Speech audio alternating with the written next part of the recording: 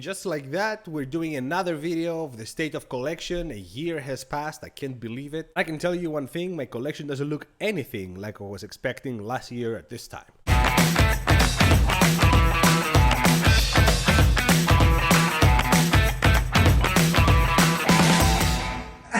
Bravo. So as you know, there were many changes in the state of collection. I made videos about it during the year, but I think it's time to put everything together.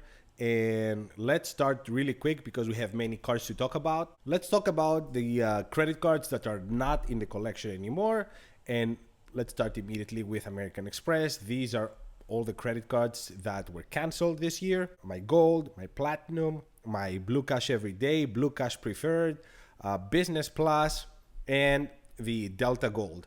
Since I only went back to American Express for one credit card, and this is a Blue Business Plus, and we'll talk in a separate video about American Express because there's many things I want to touch on, but Blue Business Plus is the only one I have now, and this is a separate card. The previous one was canceled. I applied for another one and I got it. And just to prove a point, because many of you said that, oh, you're blacklisted, you're not gonna get American Express credit cards again. Well, I did, and I'm back on it, but still haven't pulled the trigger or anything else. The one card I said I would add and I haven't added is the Hilton Aspire, and this is due to the changes that they did. I am not so sure that I want that credit card anymore. I need to think deep and hard. Before it was a no-brainer. Now I'm thinking what my situation is, because you have to think also that my personal situation changes, and this reflects on the state of collection. I have 2 international trips coming up this year, but 2024, but the arrival of a new baby is gonna make things that much more difficult, so I want to be conservative. Now that Amex is out of the way, let's go to Chase. And here the main difference is that Chase canceled my Business Unlimited because I wasn't using it. So therefore I only have 2 ink cards nowadays. I do have one Unlimited that I got again.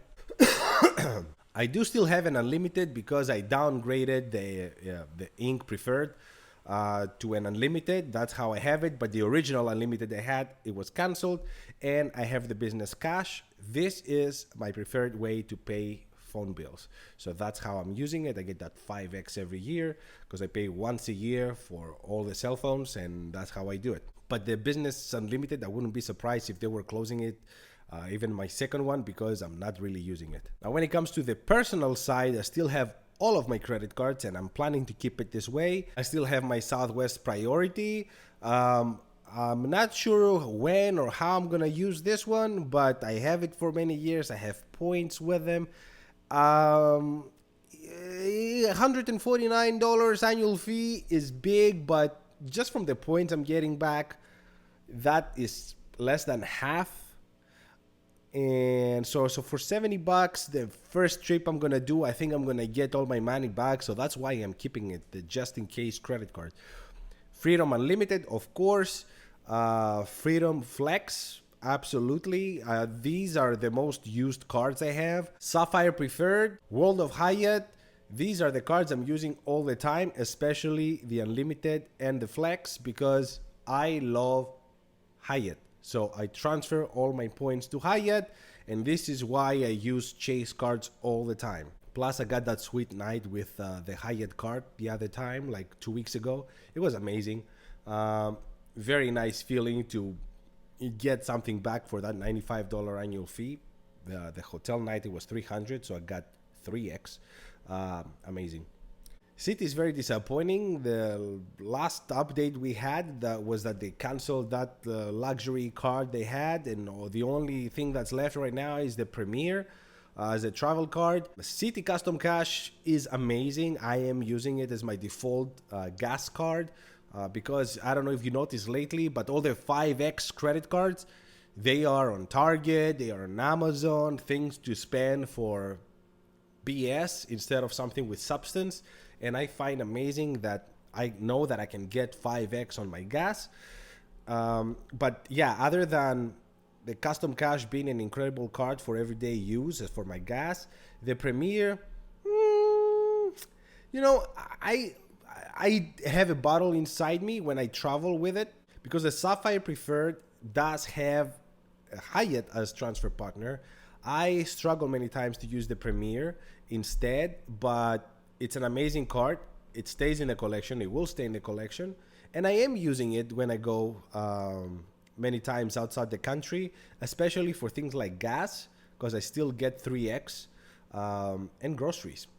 It's incredible. The one thing I didn't expect at all, well, kinda, was to get Wells Fargo credit cards, and I got two this year. One is the Built. I pay my rent with it, and I already got over 20,000 points in less than a year. Incredible credit card, lots of value, transferred to Hyatt. So I get a lot of value from this credit card, and it's a zero annual fee. It's a really no-brainer for anyone that rents. The Wells Fargo Reflect is something that I got as a safe net. I always like to have one credit card that has zero annual fee for a decent amount of time, so at least 15 months, and this has 21. This is by far the best in the market. It doesn't offer anything really, no points, no sign-up bonus, but 21 months, zero APR. For 21 months, that's 3 months under 2 years. So it's incredible. It's like getting a free loan, basically. I haven't charged it still, but I probably will when my son comes to this world, and I'll probably pay with this and just do payments on it. That's the plan at least, but we'll see. Last but not least, I still have my Discover card. I just got the bonus, whatever they matched on the previous year. I didn't get a whole lot of value. I want to say I got an extra $120 something. So with the kind of money I spent, I want to say the sign-up bonus ended up being about $250 for this card.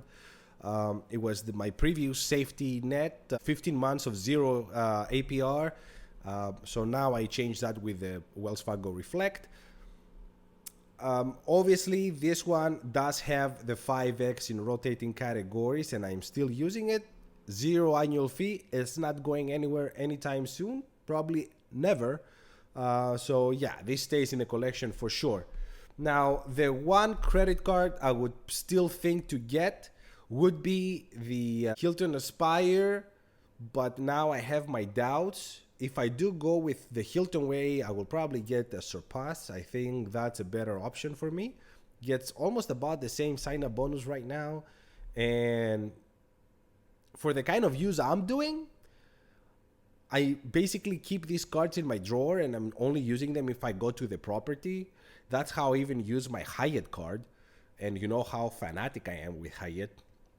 That's the only use case scenario I do. So for my use case scenario, I'll probably do that because I don't think I'm going to travel enough in the next year to justify something like the Aspire. They broke down all their credits a little too much for my taste. They became closer to a Platinum than an Aspire. It's still an amazing value. There's still a lot of value for somebody that knows will travel at least twice a year to a Hilton property, but I am not sure I will do that. And for that reason, I'm not sure if the Aspire is the right way to go.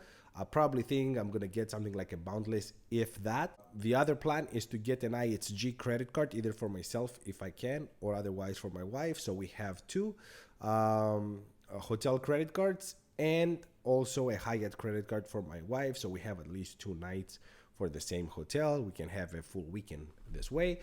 But that's all, guys. Let me know what kind of credit cards you have. How many do you have? I counted 13 credit cards on my collection. It dropped significantly than what it was because of the cancellations. But let me know how many you have, what kind of credit cards you have. How do you like this collection? Do you think it's the right collection? Should I add more travel credit cards, or should I do a little more cash back maybe? Thank you so much for watching. Until the next one.